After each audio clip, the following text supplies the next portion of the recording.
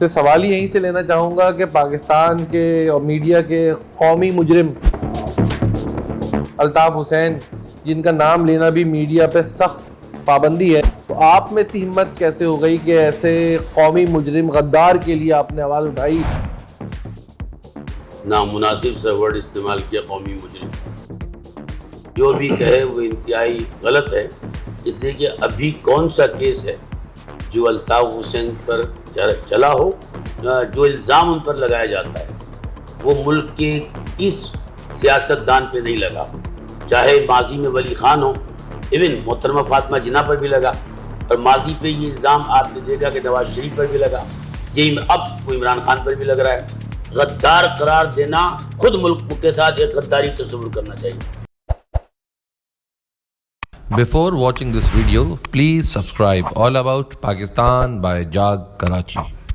ہماری نوجوان نسل جو آج سے 6 سال پہلے چھوٹے بچے تھے، آج وہ یقیناً جوانی میں آ گئے، جو 12 سال والے تھے 18 میں آ گئے، ان کے ذہن میں اب تک یہ بٹھا دیا گیا کہ الطاف حسین ایک مانسٹر ہے، الطاف حسین ایک غدار ہے، اور آپ خود بھی کہہ رہے ہیں اپنے الطاف حسین نے کبھی ساتھ نہیں دیا، کبھی حصہ بھی نہیں رہا ایم کیو ایم کا۔ تو جو لوگ ایم کیو ایم سے تمام قسم کی پرس اینڈ پریولیجز لیتے رہے، جن کے پیروں میں 2 پٹی کی چپل میں آئے تھے، آج محلوں میں گئے، جن کے پاس CD70 موٹر سائیکل نہیں ہوتی تھی، آج وہ لینڈ کروزر اور ویگو میں گھوم رہے ہیں، کیا ان کے سامنے عوام کا چہرہ اب تک جو ہے عیاں نہیں ہے؟ عوام ان کو نہیں جانتے؟ یا عوام کل آپ جب کیس لے کے جائیں گے؟ ڈاکٹر صاحب بڑے احترام کے ساتھ میں نے عرض کیا کہ میں یہاں پر دیکھیے، اس میں نثار پنور صاحب اس میں پٹیشنر ہیں۔ یہ کون صاحب ہے؟ نثار پنور صاحب جو کہ ایم پی اے بھی رہ چکے ہیں، اچھا، ایم این اے بھی رہ چکے ہیں، ایم کیو ایم سے، جی ایم کیو ایم سے، اور وزیر بھی رہ چکے ہیں۔ وہ اس مہاجر قوم کا حصہ نہیں ہے، وہ سندھی اسپیکنگ ہے۔ وہ سندھی اسپیکنگ، اس نے یہ ہمت کی کہ مجھ سے رابطہ کیا، بات کی۔ انہوں نے کہا کہ خالد ممتاز صاحب، میں آپ کو وکیل کرنا چاہتا ہوں اس پٹیشن کے۔ میں نے ایز اے وکیل اس کو ایکسیپٹ کیا ہے۔ اور یہ فرق ہے اس کراچی میں رہنے والے ہر اس مہاجر ایم پی اور ایم این اے کو، کہ جس کو سوچنا چاہیے کہ کون آدمی ہے جو بڑھ کر آج الطاف حسین کے لیے آواز اٹھانا چاہتا ہے، اور اس نے خالد ممتاز ایڈوکیٹ نے مجھ سے رابطہ کیا، اور میں یہ پٹیشن جو ہے وہ داخل کیا۔ منگل 30 کو انشاءاللہ تعالیٰ اس پر ہیئرنگ ہوگی۔ دوسری بات یہ ہے کہ آپ نے جیسے کہا کہ انہوں نے یہ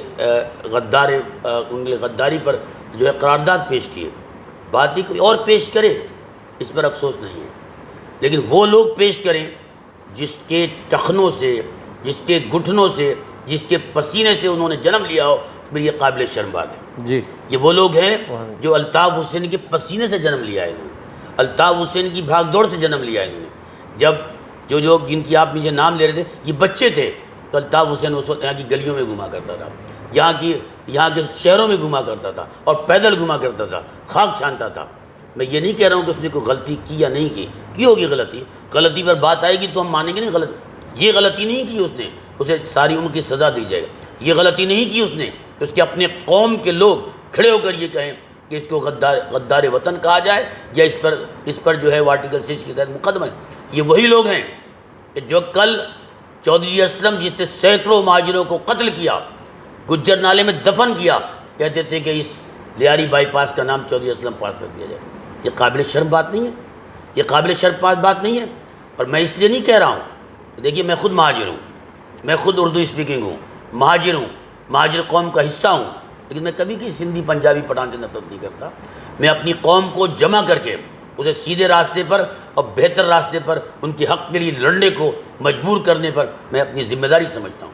لیکن اگر کوئی شخص پنجابی پٹھان و بنیاد کے نام پر کسی کو قتل کرے، اسے قابل جرم سمجھتا ہوں۔ آج کی پٹیشن ایک نثار احمد پنور، جس کو یہ سوچا اس نے کہ مڈل کلاس کا سندھی جو کبھی ایم این اے اور ایم پی اے نہیں بن سکتا تھا سندھ میں، اسے ایم کیو ایم نے ایم پی اے اور ایم این اے بنایا۔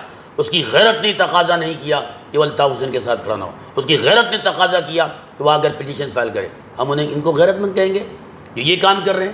یہ کام کرنے والے غیرت مند کہلائیں گے؟ اور میں جہاں تک میری بات ہے، وکیل ہوتے ہیں، انہیں فیس ملتی ہے اور کام کرتے ہیں، لیکن میں نے یہ کام صرف فیس کے لیے نہیں کی ہے۔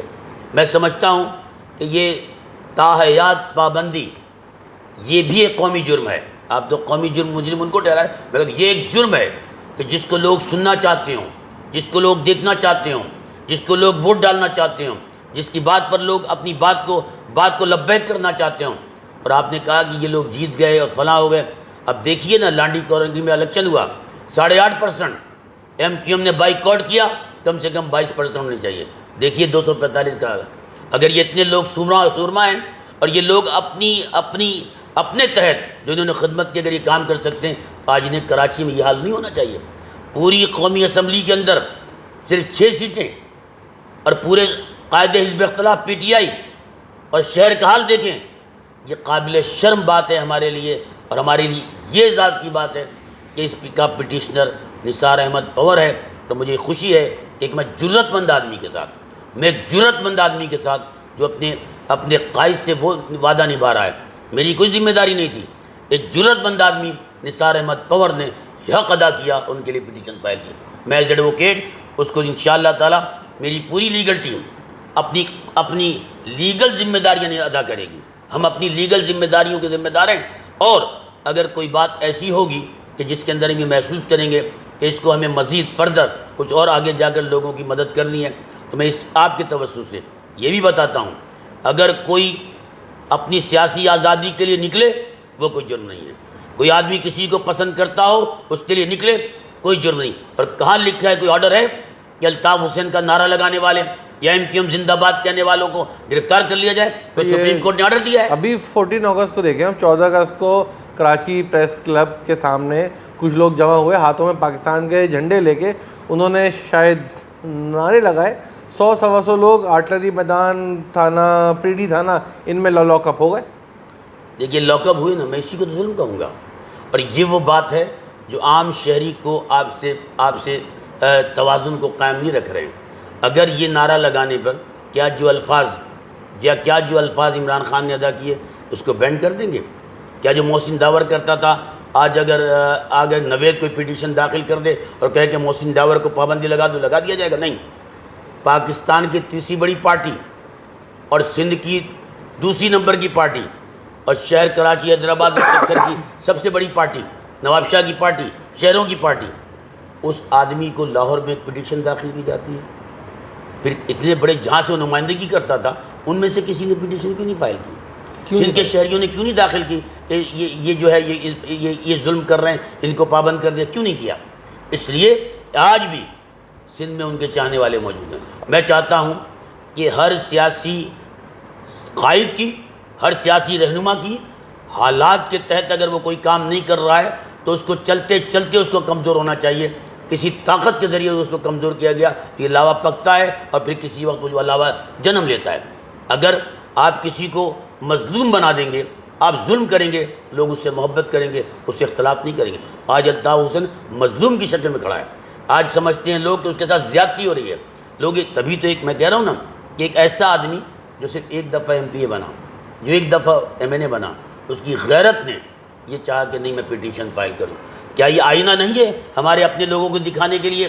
ایک نثار احمد پنور نے کوشش کی، آپ میں سے کسی کو جرت بھی نہیں ہوئی، اپنی پوری لیگل ایڈ چلاتے تھے آپ، اپنا پورا ہزاروں سینکڑوں اداروں کے اندر آپ لیگل ایڈ پر تنخواہیں لیتے تھے آپ۔ کیا ذمہ داری نہیں ہے؟ میں تنقید نہیں کر رہا ہوں، لیکن آپ کی ذمہ داریاں بتا رہا ہوں۔ یہ تو ایک آدمی پہ آپ پر اخلاقی ذمہ داری ہے، اور یہ اخلاقی ذمہ داری ایسے وقت میں اگر آپ پورا نہیں کریں گے تو آپ کو حق نہیں پہنچتا ہے کہ تاریخ کے کسی حصے میں آپ یہ کہیں کہ ہم نے یہ تحریک چلائی تھی، ہم اس تنظیم کے فلاں تھے، ہم اس تنظیم کے فلاں تھے۔